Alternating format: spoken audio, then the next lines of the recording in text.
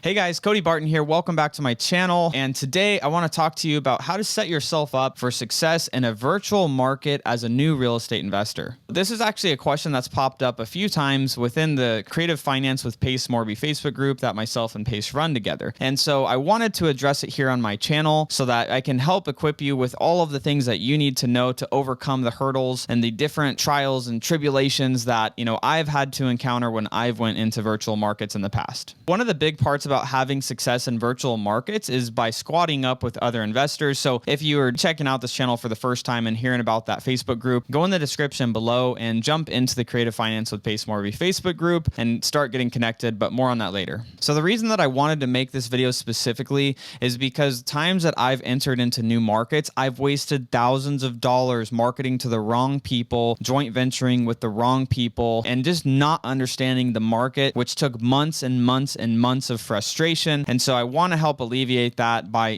sharing with you some of the key things that you can do to be able to set yourself up for success and not to have to go through all the hurdles that I had to. So some of the things that I didn't really think about the first time that I entered into a virtual market was I typically was marketing in Arizona where I started my business, but entering into another market, I didn't know what zip codes were the stay away from that area zip code. Don't even touch anything in that zip code area. I knew that for Arizona, but I just figured I could market in any zip code in the new market. The second thing that I did and made the mistake of was I thought that I could buy stuff at the same prices that I could buy it at in Arizona. Like for example, here's just a weird quirk. In Arizona, most of the houses that we're typically buying are usually 1950, 60 and newer. And there was a market that we entered in a couple of years ago, and a lot of the homes were built in the early 1900s. So what does that mean? Well, there's typically going to be more renovations, more cost that's going to be associated with renovating a property built in 1910 than a property in 1960. Just one of those weird things that, just kind of was overlooked when we started our marketing campaigns. One of the other challenges as well is not understanding where people are actually buying, where there may be zip codes where just nobody's buying at all, but then there's actually areas of town that for some reason people really love it and they pay more than any other area. And the way to figure that out is you could either try and figure that out on your own and have months of pain and frustration, or you can find trusted boots on the ground in that market to be able to help you understand that. So obviously, when you're going to be entering into a new market, one of the first steps that you're going to want to take is establishing some relationships there, otherwise known as boots on the ground. Great free ways to do it is go into Facebook. Obviously, you can go to the Creative Finance with Pace Morby Facebook group, go into the group, post in there, say, hey guys, my name is Cody Barton. I am,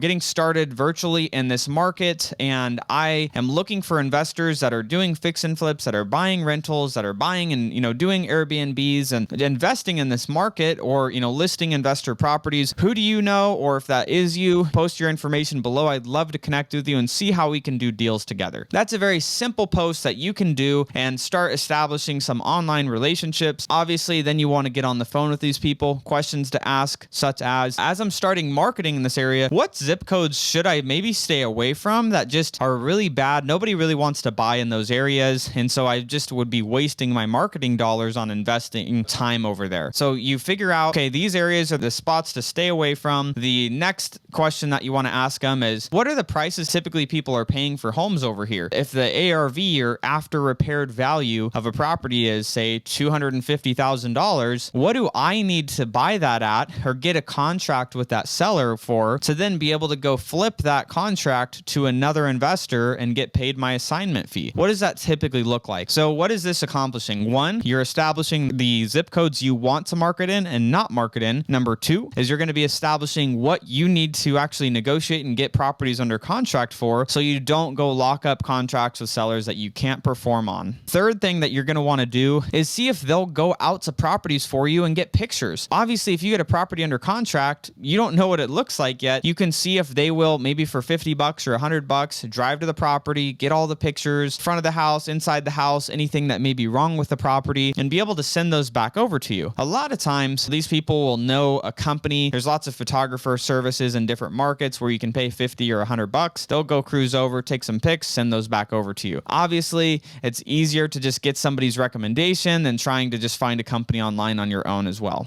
Now that you've actually established a relationship with some investors in the market that you're going to be entering in virtually as a new investor, what you can now do is head over to batchleads.io/pace. You can get 5,000 free records, so you can go pull a list in that new virtual market now that you know the zip codes that you actually need to pull the data in, so you don't waste any money. And the first 5,000 records are free for you anyways using that code from Pace. Shout out to Pace for that. And also, obviously, if you're new and you're like, okay, well, what if I get a seller to agree to a price? Well, you can go in the description below, download a free contract that we have that you can, get an agreement with together between yourself and the seller. Understand that if you get this deal under contract, you have a few buyers that you've now met in that new virtual market. I made another video on my channel showing you how to sell your deal for the most amount of money and connect with more cash buyers, because obviously the more cash buyers you have, the better likelihood that you're going to be able to sell that deal for the most amount of money. Go ahead and go check that video out and go get paid on that bad boy. If you got any value from this, do me a favor, make sure to like, subscribe, hit that notification bell, and we'll see you in the next video.